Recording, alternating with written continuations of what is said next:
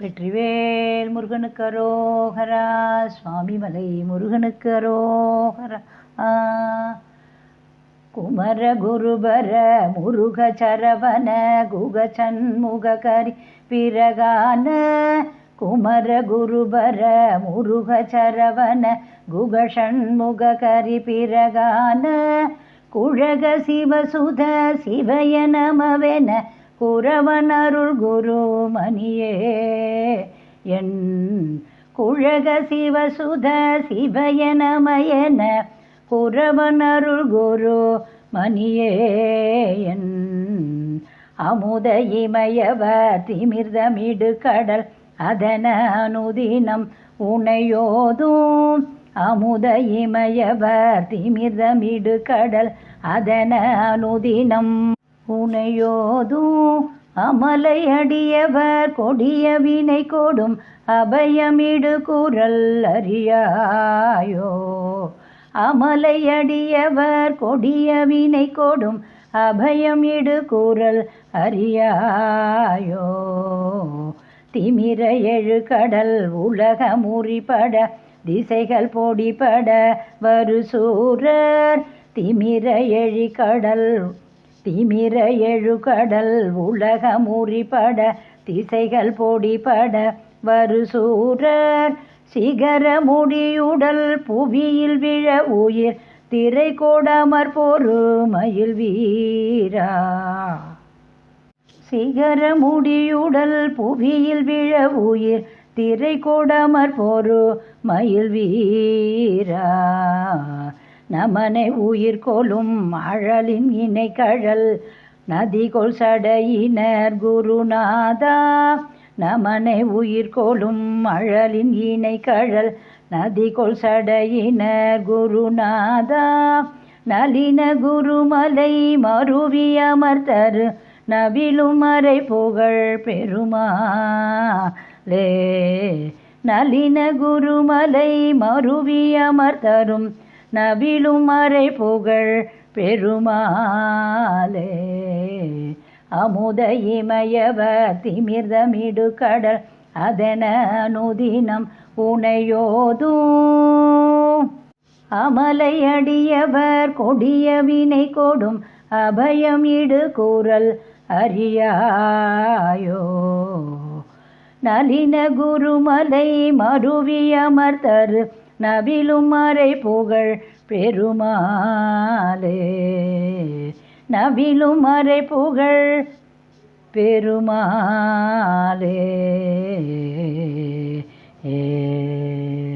வெற்றிவேல் முருகனுக்கு அரோகரா. சுவாமிமலை முருகனுக்கு அரோகரா. திருச்சிற்றம்பலம். திருவருளும் குரு அருளும் துணை நிற்க நம்ம திருப்புகழில் 33வது பாடலை நம்ம பார்த்துட்டு இருக்கிறோம். இது சுவாமி மலையில் அருளியது. வெற்றிவேல் முருகனுக்கு அரோகரா. இந்த பாட்டில் ஒரு ஒரு ஒரு ஏக்கமாக ஒரு என்னோட கஷ்டம் உனக்கு புரியாதா அப்படின்னு ஒரு ஏக்கமாக நம்ம அருணகிரிநாத சுவாமிகள் நமக்கு பாடலை அருளி செய்திருக்கிறாங்க நம்ம பாடுறதற்காக. இதில் ஃபஸ்ட்டு குமர குருபர முருக சரவண குக ஷண்முக அப்படின்னு 6 விதமான பேர் நம்ம முருகனுக்கான பேர். குமரா, குருபரா, முருகா, சரவணா, குஹா, ஷண்முகா அப்படின்னு நம்ம முருகனை 6 மாதிரியாக 6 விதமாக முதல்ல பேர்களை சொல்லி கரி பிரகான குழக. கரி அப்படின்னா யானை முகம் நமக்கு தெரியும். நம்ம ஒரு பாடலில் கூட நம்ம படிச்சிருக்கிறோம். கரிமுகன், அடிப்பேணி அப்படின்லாம் நம்ம படிச்சிருக்கோம். அது மாதிரி இப்போ கரிங்கிறது யானை முகம். யானைமுக கணபதி, யானைமுக கணபதியாருக்கு பின் பிறந்த இளையவன் அப்படிங்கிறது கரி பிரகான குழக சிவ சுத. சுதன்னா பிள்ளை, சிவசுதன் குமரன், சிவபெருமானுடைய புதல்வன். கரிங்கிற யானை முகனுக்கு அடுத்தது பிறகு பிறந்த தோன்றியன்னு தான் சொல்லணும்.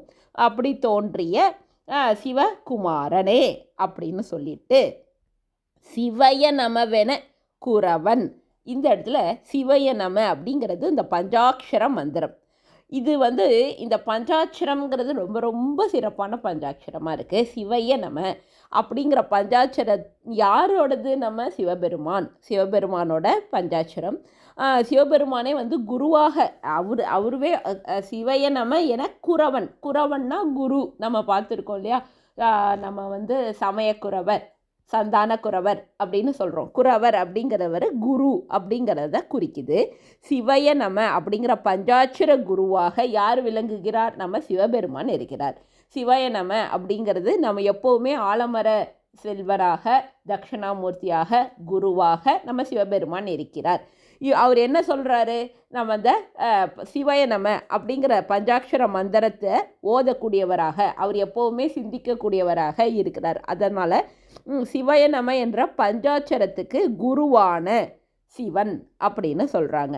அப்படியான சிவபெருமான் அருளிய குருமணியே அப்படின்னு முடிக்கிறார். முதல்ல முருகப்பெருமானோட 6 பெயர்கள் குமரா, குருபரா, முருகா, சரவணா, குஹா, சண்முகா அப்படின்னு சொல்லி, அடுத்தது யானை முகம் கொண்ட விநாயக பெருமானுக்கு பின் பிறந்த சிவசுதனே அப்படின்னு சொல்கிறாரு. அதாவது சிவபெருமானின் மைந்தனே. அப்புறம் அந்த சிவபெருமான் எப்படிப்பட்டவர்? அடுத்தது சொல்கிறாரு, சிவய நம என குறவன் அருள் குரு மணியே. அப்படி சிவய நம அப்படின்னு சொல்லக்கூடிய குருவாக அருளக்கூடிய சிவபெருமான் அருளிய மணியே அப்படின்னு புகழ்கிறார். அடுத்தது அமுத இமையவர் திமிர்த்தம் இடு கடலதென அப்படிங்கிறார். அமிர்தத்தை இப்போ அமிர்தம் கடைஞ்ச கடையை சொல்கிறார். அமுத இமையவர் திமிர்த்தம் இடு கடல். இப்போ அமிர்தத்தை தேவர்கள் கடைஞ்சப்ப கடல் ஓசை கடைஞ்சிட்ட அமிர்தத்தை தேவர்கள் கடைஞ்சிட்ட கடல் ஓசை போல் இப்போ எல்லாரும் நம்ம எப்படி அது அமிர்தத்தை கடையிறப்ப எவ்வளவு ஒரு சத்தம் வரும். எங்கே பார்த்தாலும் தட்டால் அந்த தயிர் கடைஞ்சாலே மத்தியில் ஒரு சத்தம் வரும் இல்லையா? அதே இப்போ ஒரு கடலில் ஒருத்தவங்க கடையிறாங்கன்னா அது எவ்வளோ பெரிய சத்தத்தை ஏற்படுத்தும். அந்த சத்தம் போல் என்ன இருக்கான்? அது என அனுதினம் உணைவது ஒன்று பாட்டை பாடிட்டு இருக்கிறாங்க. அந்த சத்தத்தை எப்படி இப்போ நமக்குள்ளே உள்ள ஒரு அமிர்தத்தை நம்ம கடைஞ்சிட்டு இருக்கிறோம். இதுதான் உண்மை. இப்போ நம்ம பார்க்கடல் எங்கே இருக்குது? எங்கேயோ இருக்குது. இல்லை, நமக்குள்ளே இருக்குது. நமக்குள்ளே அமிர்தம் இருக்குது. யார் அந்த அமிர்த பொருள்? நம்ம சிவபெருமான். அவரை நம்ம வெளிப்படுத்திக்கிட்டு இருக்கிறோம். அவரை நம்ம வெளிப்படுத்துகிறோம். அப்படி வெளிப்படுத்தணுன்னா நம்ம பக்தியில் அவரை நம்ம பக்தியில் நம்ம மூழ்கிறோம். அதனால தான் நம்ம உடம்பு தான் பார்க்கடல். அதில் மத்தா வச்சு நம்ம அவங்க அமிர்தங்கிற ஒரு சாகாமல் இருக்கணுங்கிறதுக்காக கடைஞ்சாங்க. ஆனால் நம்ம பக்தியிலேயே கடைகிறோம். இறைவனை நம்ம பாடி பாடி இதிலே நம்மளோட சிவபெருமான் நமக்கு புறப்பட்டு நம்மளை ஒரு இரவா நிலை, பிறவா நிலை, அந்த ஒரு நிலைக்கு அழைச்சிட்டு போயிடுவாருங்கிற ஒரு விஷயம் நம்ம எல்லாருமே சிந்திக்கிறோம் இல்லையா? நம்ம அதையே குறிக்கோளாக நம்ம நினச்சிக்கல. பட் நமக்கு இதுதான் உண்மை. இதுதான் இதுக்கு இது இப்படி தான் நடக்க போகுது. அதுதான் உண்மை. அதனால தான் சொல்கிறாங்க, பார்க்கடலை கடைஞ்சப்ப அமிர்தம் எப்படி அமிர்தத்துக்காக பார்க்கடலை கடைஞ்சப்ப எப்படி ஒரு சப்தம் எழுந்ததோ அப்படி உன்னுடைய அடியவர்கள் அனுதினமும் உன்னை ஓதிக்கொண்டு இருக்கிறார்கள் அப்படின்னு சொல்கிறாரு. அடுத்தது அமலை அடியவர் கொடிய இப்போ கொடிய வினை கொடும் தமது கொடிய வினைகள் நீங்குவதற்காக இப்போ நம்ம தான் யார்? நம்ம ஒவ்வொரு நாளும் துன்பத்தில் இருக்கிறது என்ன? நம்ம செஞ்ச வினையின் காரணமாக. இப்படியான இந்த கொடிய வினைகள் நீங்குவதற்காக அபயம் என்று ஓலமிடும் குரலொலி உனக்கு கேட்கலையா? நாங்கள் இப்படி கதறோமே தினமும், ஐயா அப்பா அம்மான்னு நம்ம கதறோமே. என்னத்துக்கு? நம்ம வினையெல்லாம் கெடுத்துட்டு என்னை கூட்டிகிட்டு போப்பா, நான் வேடன் கையில் சிக்கிக்கிட்ட ஒரு இளவரசன் நான். யார் அப்படின்னு நம்ம ஏற்கனவே இதில் படிச்சிருக்கிறோம். நம்ம சித்தாந்தத்தில் நம்மலாம் யார்? இளவரசர்கள். யாரோட இளவரசர்? குமாரர்கள், சிவபெருமானோட குமாரர்கள். நம்ம ஆனால் ஒரு வேடன் கையில் சிக்கிட்டு இருக்கோம். அந்த வேடன் யார்? இந்த மனம், ஆசை, வினை, இதுக்குள்ளார சிக்கிக்கிட்டு இருக்கோம். இப்போ என்னை வந்து மீட்டு கூட்டிகிட்டு போப்பா அப்பா அப்படின்னு நம்ம தினமும் கதறிட்டு இருக்கோம். இந்த கொடிய வினை கொடும் அபயம் இடுகுரல் அறியாயோ. உனக்கு காதில் உழுலியா? உன்னோட அடியவர்கள்லாம் இப்படி உன்னை வந்து கூப்பிட்டுட்டு இருக்கிறாங்களே அப்படின்னு நமக்காகவே ஏங்கி அவர் பாடியிருக்கிறாரு. அவருக்கு வந்துட்டார், அவரை வந்து கூட்டிட்டு அவருக்கு அருள் கொடுத்துட்டார். இப்போ நமக்காக தான் இந்த பாட்டெல்லாம் பாடி கொடுத்துருக்காரு. இது ரொம்ப ரொம்ப அழகான அமுத இமையவர். இதை வந்து நம்ம உட்பொருளை நம்ம சிந்திக்கணும். நமக்குள்ளே இருக்கக்கூடிய அமிர்தம் சிவபெருமான், சிவப்பொருள். அந்த சிவப்பொருளை நம்ம வெளிப்படுத்துறத தான் அவர் இங்கே சொல்கிறார். அமுத இமையவர் திமிர்த்தம் இடுக்கடல் அது என அனுதினம் உனை ஓதும் அமலை அடியவர் கொடிய வினை கொடும் அபயம் இடுக்குறல் அறியாயோ. அவங்க வந்து இந்த உனக்காக அவங்க அவ்வளோ ஓதிக்கிட்டு இருக்கிறாங்க. அவங்களுடைய வினையை கெட்டு போகிற மாதிரி நீ உனக்கு கெடுக்கிறதுக்கு உன்னால் மட்டும்தான் முடியும். அந்த சத்தம் உனக்கு கேட்கலையா அப்படின்னு ரொம்ப சிறப்பாக சொல்லியிருக்கிறாங்க. அடுத்தது திமிர எழுக்கடல் உலகம் முறிப்பட. இது வந்து அவருடைய போர்த்திறன் சொல்கிறாரு. 7 கடல்களும் உலகங்களும் அழிய 8 திசைகளும் பொடிப்பட போருக்கு வந்த சூரர்களின் குடுமையையும் உடலையும் விழ செய்தவரே அப்படின்னு. இப்போ வந்து நம்ம சூரபத்மன் அந்த கதையை இங்கே சொல்கிறாங்க. அவர் எப்பேற்பட்ட இப்போ வந்து நம்ம வினைகளை கெட்டு போக வைக்கணும்னு சொல்கிறப்ப அவரோட பராக்கிரமத்தை இப்போ அடுத்தது சொல்கிறார். திமிர எழுக்கடல் அப்படிங்கிறப்ப இருண்ட 7 கடல்ங்கிறது ஒரு திமிர் அப்படிங்கிறது இங்கே இருண்ட அப்படிங்கிற ஒரு பொருளை குறிக்குது. இருண்ட 7 கடலும் உலகங்களும் அழிஞ்சு போகிற மாதிரி 8 திசைகளும் பொடிப்பட போருக்கு வந்தான் சூரன். அப்படியான அந்த சூரனோட குடுமியையும் உடலையும் விழ செய்தவனே அப்படின்னு சொல்லிட்டு உயிர் திரை கொடு அமர்பொரும் அயல் வீரா. அதாவது அவர்களின் உயிரை வேலை கொண்டு நீ என்ன பண்ண போரிட்ட, அவர்களை உயிரை மாய்த்து வேலை கொண்டு போரிட்ட வீரனே நீ அப்படின்னு சொல்கிறாரு. நமனை உயிர் கொள்ளும் அழலின் இணைக்கழல்.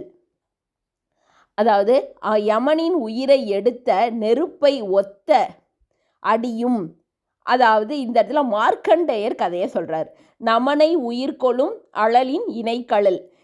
இதை யாருக்காக சொல்கிறாங்க? மார்க்கண்டேயருக்கு வந்து யமன் வந்த சமயத்தில் அவன் காலால் உதைத்து அந்த யமனையே வந்து கொன்றவர் யார்? நம்ம சிவபெருமான். அப்படியான சிவபெருமானுக்கும் அவரோட சிறப்பை இன்னும் மேலும் சொல்கிறாங்க. நதிக்குள் சடையினர். அவர் கங்கை நதியை சூடி கொண்டு இருக்கக்கூடியவர் அப்படின்னு சொல்லி அப்படியான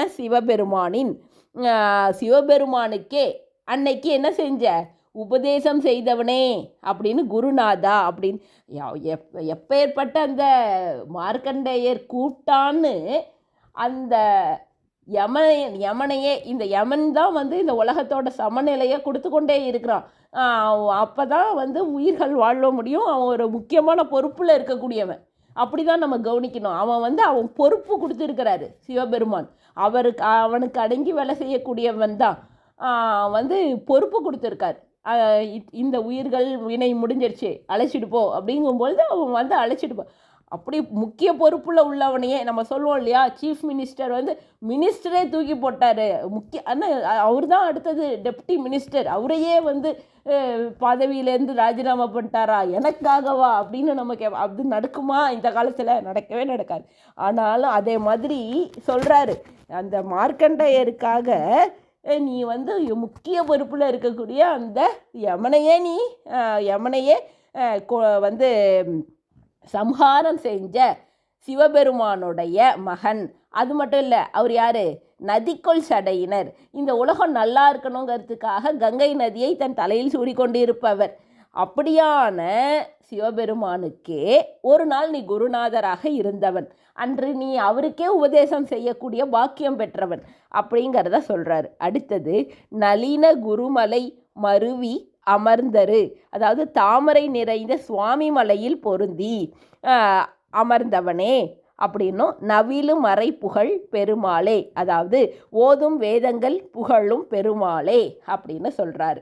இதில் ஃபஸ்ட்டில் அவருடைய பெயர்கள், அப்புறம் அவர் யாருங்கிறத சொல்லியிருக்காரு. அடுத்த இதில் நம்மளுடைய கஷ்டம், நான் வேண்டுதல் என்ன, ஏன் நான் உன்னை தினமும் பாடி பாடி ஓதிக்கொண்டே இருக்கக்கூடிய அடியவர்கள் பண்ணிகிட்ருக்காங்க, அவங்களுடைய வினைகள் கெட்டு போகிறதுக்காக நீ வரமாட்டியா, அவங்க குரல் உனக்கு கேட்கலையா அப்படிங்கிறத சொல்கிறாங்க.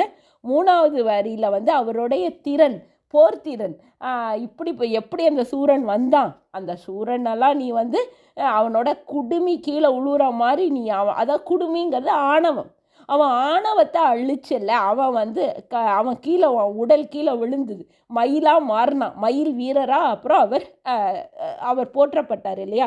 குடுமி அப்படிங்கிறது நமக்கெல்லாம் தெரியும் அப்படிங்கிற நினப்பு, அதுதான் அந்த ஆணவம். அந்த ஆணவத்தை அவர் சிகரமுடி அப்படிங்கிறத இந்த இடத்துல குடுமிங்கிற மாதிரி சொல்கிறாங்க. நம்ம சொல்லுவோம், அது ஒரு கொலாக்கியெல்லாம் பேசும்பொழுது குடுமி அப்படின்னுங்கிற வார்த்தையாக சொல்லுவோம், அது அவங்க இங்கே சிகரமுடி அப்படின்னுங்கிற மாதிரி சொல்கிறாங்க. அடுத்தது சிவபெருமானுக்கே அவர் குருநாதராக இருந்தார் அப்படின்னு சொல்லும் பொழுது சிவபெருமானுடைய பெருமையையும் போற்றி சொல்லிட்டு, அப்புறம் அது எந்த இடத்துல நடந்தது, குருநாதா, அது சுவாமி மலையில் நடந்துச்சு. அதனால் அதை இந்த இடத்துலையும் நினைவுபடுத்துகிறார். சுவாமி மலையில் தான் முருகப்பெருமான் சிவபெருமானுக்கு குருவாக இருந்து அருளிய அந்த நிகழ்வு நடந்தது. அதனால் அந்த இடத்துல குருநாதான்னு சொல்லி, இப்படி தாமரை மலர் மேல் அமர்ந்து இருக்கக்கூடிய முருகப்பெருமானே, வேதங்கள் புகழும் பெருமாளே, வேதங்கள் ஒன்றதான் புகழ்ந்துட்டுருக்கு அப்படின்னு சொல்லி இங்கே போற்றுகிறார். அருணகிரிநாத சுவாமிகள் திருவடிகள் போற்றி போற்றி. வெற்றிவேல் முருகனுக்கு அரோகரா. திருச்சிற்றம்பலம்.